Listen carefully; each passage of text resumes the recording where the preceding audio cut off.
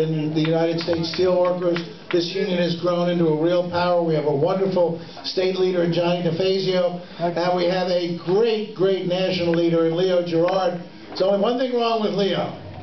He's a Canadian. But other than that, he's a great guy. He's really led this union, made it a power in Democratic politics. But before I speak to you, and I'm just going to give you a few short tidbits, I want to introduce someone who should be familiar, if you look closely, should be familiar to all of you, because his dad is perhaps the greatest living Democrat today. And you know, his dad is facing his own challenges today, but we know because his dad is tough and strong and refuses to say no to anything, that his dad is going to survive and thrive. I got to know Ted Kennedy Jr. to my right back in...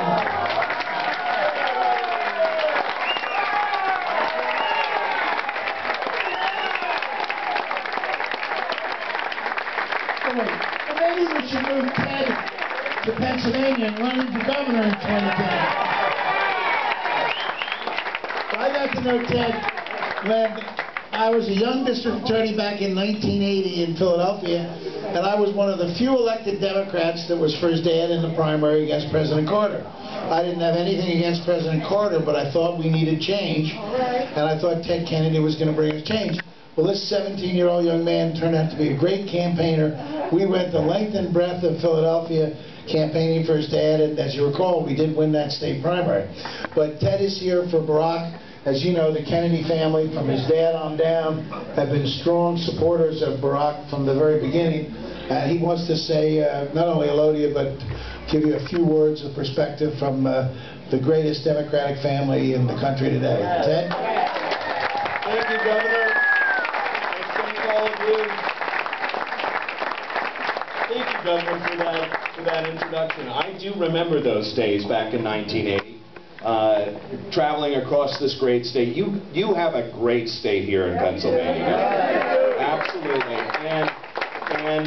And obviously my father couldn't be here today, but he did ask me to come and do whatever I can to help elect Barack Obama, our next president. And I can tell you this, my dad is doing great. He's responding well to his treatment. He's getting all those letters and prayers and good wishes, so I'm telling you, it's working. Keep it up. He needs that energy so he can go back to Washington and work with President Obama this spring. So, I'm not going to make a long speech tonight, but obviously we're here in a steelworker hall, a union hall, and my family has always stood shoulder to shoulder with the trade union movement here in the United States. And it goes back, it's not just my father, it's really been a family affair. My father's worked on the Labor Committee over 47 years, and with 14 years of my Uncle Jack being in Congress and the Senate and the presidency, 4 years with Uncle Bobby, 12 years with my cousin Joe in Congress. My brother Patrick is now serving out his 12th year in Congress. That means over 95 years of Kennedy's voting for working men and women in Washington, D.C.